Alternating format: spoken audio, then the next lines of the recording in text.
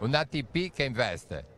Sì, un ATP che finalmente vede l'arrivo dei primi 6 autobus di quelli comprati attraverso gli ordinativi del 2018. Speriamo che i rimanenti arrivino a stretto giro, perché questo ci consentirà uno svecchiamento deciso del nostro parco mezzi e potremo finalmente aumentare in maniera determinante la qualità del servizio che siamo in grado di offrire al territorio metropolitano di Genova. Sono mezzi francesi Heulier da 9,5 metri, verranno dedicati inizialmente alla linea Camogli, poi quando verrà ripristinata la strada per Portofino andranno sulla tratta Santa Margherita-Portofino, 4 andranno lì, 2 andranno a Riva Trigoso. Sono mezzi Euro 6 con la piattaforma per disabili e questo dimostra il fatto che l'azienda ha comunque intrapreso una strada verso la politica green indicata dagli enti sovraordinati,